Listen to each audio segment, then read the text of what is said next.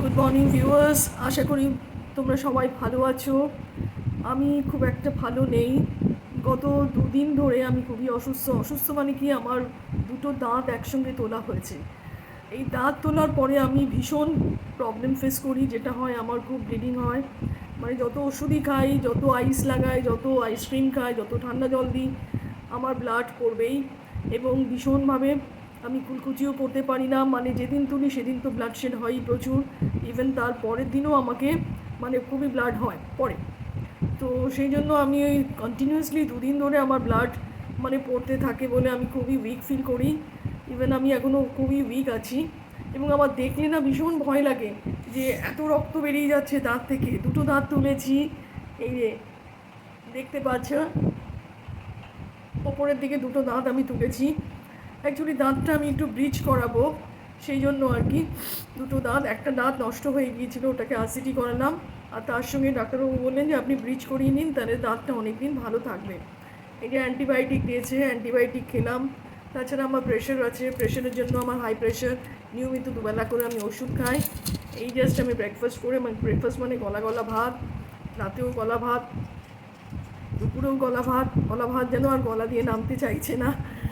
তো সেই জন্য আমি আর শরীরে কোনো এনার্জি ছিল না। ডাক্তারবাবু বলেছিলেন আপনার যখন এরকম এত মানে ব্লাড শেড হয়, আপনি মানে ব্লিডিং হওয়ার জন্য আপনি তাহলে একটু শুয়ে থাকবেন, কথা একদমই বলবেন না। ওনার কথা অনুযায়ী আমি দুদিন একদমই কথা বলিনি, চুপচাপ শুয়েছিলাম। তা আজকে ভাবলাম একটু তোমাদের সবার সামনে আসি, কারণ আমি তো ব্লগ বানাতে পারছি না। সেই জন্য ভাবলাম, আমার নিজের কাছেই খুবই গিল্টি লাগছে, যে গিল্টি ফিল করছিলাম। তো আজকে একটু উঠে দাঁড়িয়েছি, মানে দাঁড়াতে পেরেছি। তো সেই জন্য ভাবলাম যে আমি কেন দিতে পারছি না, আমার কী অসুবিধা হয়েছে সেটা তোমাদের সঙ্গে একটু শেয়ার করি। তো আগামী 7 দিনের মধ্যে ডাক্তারবাবু বলেছেন ওই মাড়িটা শুকিয়ে গেলে পরে উনি ব্রিজের কাজটা স্টার্ট করবেন।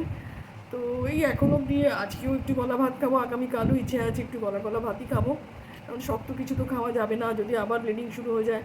আর ব্লিডিংটা আমি ভীষণ মানে ভয় পাই, আমি মানে দেখতে পারি না। আমার এত মানে আতঙ্ক লাগে জিনিসটা, যে কেন এত ব্লিডিং হচ্ছে। আমি জানি না অন্য কারোর হয়তো ব্লিডিং হয় না, মানে আমার হয়। আমি দেখলাম এর আগেও আমি দাঁত তুলেছিলাম, সেই ভয়েই আমি দাঁত তুলতে চাই না। আমার কিন্তু প্রচণ্ডভাবে ব্লিডিং হয়, আমি কেন জানি না। তো যিনি আমার ডেন্টিস্ট, উনি বলছিলেন আমাকে হয়তো আপনি খুব নার্ভাস হয়ে যান দাঁত তোলার সময়, আর তাছাড়া আপনার প্রেশার আছে, তার জন্য হয়তো ব্লিডিংটা হতে পারে। যাক, আপনি রেস্টে থাকবেন। তো রেস্টে থাকলে আশা করি কথা বলবেন না, শুয়ে থাকবেন বা ভারী কিছু তুলবেন না, তাহলে আপনার ঠিক হয়ে যাবে। তো এই জন্য আশা করছি। তা এখন ওই আজকে 24 ঘন্টা অলরেডি হয়ে গেছে। আমি একটু ওয়ার্ম ওয়াটার, মানে উষ্ণ গরম জলে একটু নুন ফেলে আমাকে বলেছে 3-4 বার করে একটু কুলকুচি করতে। তারপর যখন আমি দাঁত তুলে এসেছিলাম, আমি বাইরে এরকম সাইডে আমি আইস দিয়ে আমি চেপে চেপে ধরেছিলাম যাতে ইনসাইডে ব্লিডিংটা বন্ধ হয়। বাট তবুও কিন্তু আমার হয়েছে। তারপর একদম ঠান্ডা জল, কুলিকুচি না, ঠান্ডা জল মুখের মধ্যে রাখতে বলেছিলেন, সেটাও করেছি। তো তাহলেও রক্ত বেরিয়েছে। আমি জানি না আমার কেন যেন এটা স্যুট করে না। এই ছিল আমার আজকের মানে ব্লগ, কিছু বলবো না, মানে তোমাদের সঙ্গে একটু শেয়ার করলাম, তোমাদের সামনে একটু এলাম, এসে একটু ভালো লাগছে।